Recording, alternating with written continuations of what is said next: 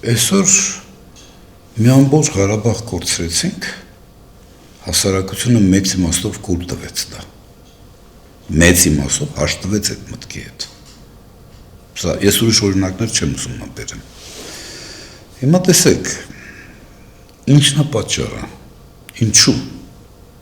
Ես այս հարցս ինքս ինձ տալիս եմ, ինչու 88 թվականին այս ամբողջ երկիրը միլիոնանոց հանրահավաքներ էր կազմակերպում։ 65 թվականին խորհրդային միության ամենաթունդ տարիներին ցեղասպանության 50-ամյակին նվիրված հսկայական հուժկու շարժում էր։ Ինչու։ Այսօր, որ ամբողջ մի Ղարաբաղ կորցրեցինք, նույնիսկ միտինգ չեն կարողանում, չէ՞, նորմալ հավաքել։ Ինչն է պատճառը։ Ես կարծում եմ պատճառը հետևյալն է։ Նորանկախ Հայաստանում ցավոք սրտի հոգևորը աննախադեպ նահանջ ապրեց։ Հոգևորը աննախադեպ նահանջ ապրեց։ Արժեքային համակարգը փոխվեց։ Լավ է ապրում նա, ով ունի գույք, փող, ունեցվածք։ Ոչ թե գիրք, ոչ թե գրականություն, ոչ թե կերպարվես, ոչ թե թատրոն կամ օպերա։ Փող, գույք, ունեցվածք։ Ունես սրանք լավ ես ապրում։ Ծեմբոլը երբ որ քո երկրում իրական լավ ապրողները կյանքում երկու գիրքեր չեն կարդացել։ Այդ երիտասարդությունը օրիենտացիա, նմանակվելու, նմանվելու օրինակներ այլևս չունի։ Երբ որ դու նրա գլխին մտցրել ես հայ ճարտարա, շուստրիա, ճարպիկա, կարաստեղծի։ Ստեղծի իր համար, իր գրպանի համար, օգտագործելով ցանկացած միջոց, այդ թվում նաև պետական ռեսուրսը։ Մենք այս պայմաններում 90-ական թվականներին այսպես ստեղծեցին նախադրյալներ 90-ական թվականների սերունդի համար։ 1851 թվականին կարող եմ 2 տարի սխալվում եմ։ Իտալիայում բոլոր նահանգները բացի Հռոմի նահանգից անցկացրեցին հանրաքվե եւ բոլորը մարզերը հռչակեցին, հայտարարեցին, որ իրանք միասնական մեկ Իտալիայի անկախ միասնական Իտալիայի մաս են կազմում այլևս։ Եվ այդ նորանկախ միացյալ Իտալիայի խորհրդարանի նախագահը առաջին նիստում իր ելույթում ասում է հետևյալը բառացիորեն։ Մենք ստեղծեցինք Իտալիան, ժամանակն ստեղծել իտալացին։ Ինքը ասում է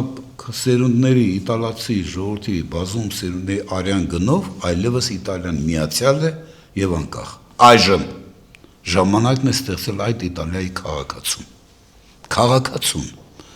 Հաջողվեց նրանց թե չէ, դա թողնենք մի կողմ, դա մեր խնդիրը չի, բայց ինքնին հարցադրումն էր շատ արդիական, չէ՞։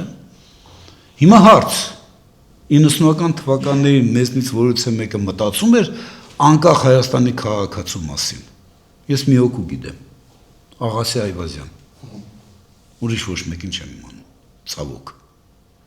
Հասկանում եք, սա շատ էական նշանակություն ունի։ Իսկ անկախ Հայաստանի քաղաքացին դա նախ եւ առաջ հոգեվոր արժեքներ կրող, մտավոր լուրջ արժեքներ կրող քաղաքացին է։ Ես անընդհատ այս օրինակը բերում եմ Կոստան Զարյանի հայության կոչում փոքր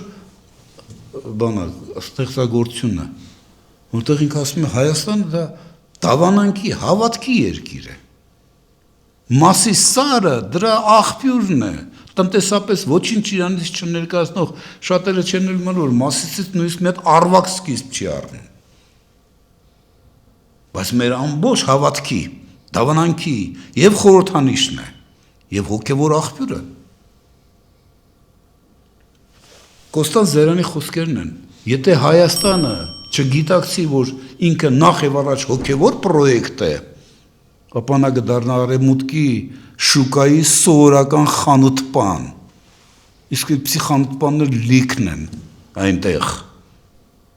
Հասկանում եք, խոսքը սրա մասին է։ Մենք գիտակցել ենք այս ամենը։ Մեզ երբեք այս խոսույթը, այս թեման դարձրել ենք քննարկման, լուրջ քննարկման առարկա։ Ոչ,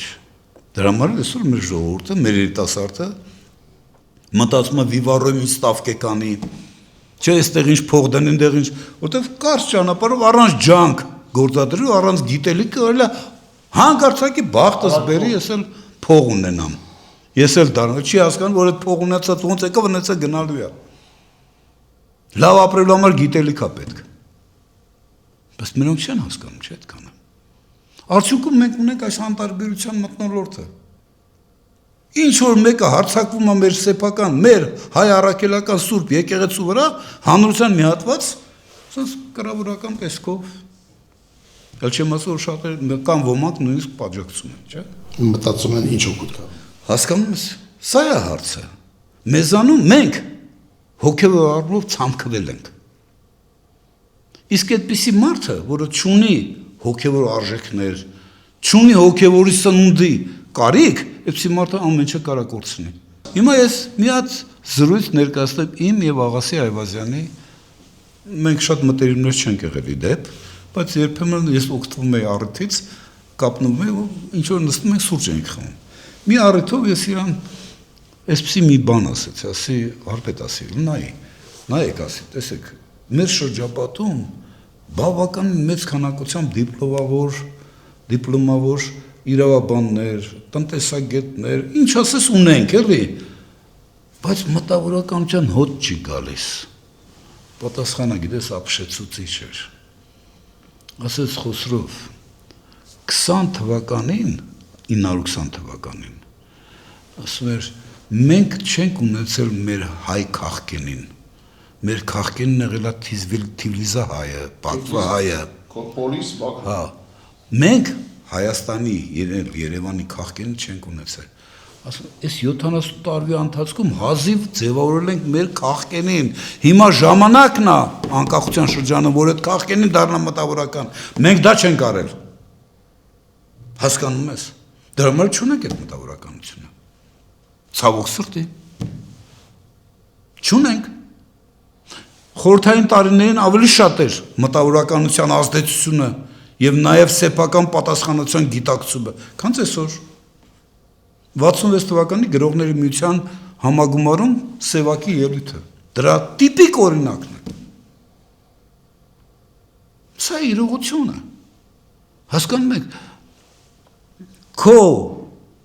երկրիդ իշխանությունները տանուլ են տալիս, բոլորս արդյունավետ առանց սխալվել հավանականության կարող են պնդել ամբողջ Ղարաբաղը, չէ՞, զրոյացնելով ձեռքբերումները ամբողջությամբ, ու մեր մտավորականությունը ընդամենը միտեղ ինչ-որ նստած չեման միջով ազբաղվում։ Սա է, չէ, իրականությունը։ Սա լրջագույն հարց, այս պայմաններում սերնդափոխության այս տարբերակը համարյա թե դառնում է իր ալտերնատիվը չունեցող տարբերակ, այսինքն հայրասպանությունն է դառնում սերնդափոխության միակ ճանապարհը, հասկանում եք, ոնց որ վանուն էր ասում։ Սա իրավություն է։ Հասկանում եք ինչ եմ ասում։ Հայրասպանությունը դու գալիս ես կրկնում ես հորդ սխալները։ Չէ, սպանում ես նրան, ու գալիս ես կրկնում ես հորդ սխալները։ Ավելի վատ դար, ավելի նույնիսկ վատ։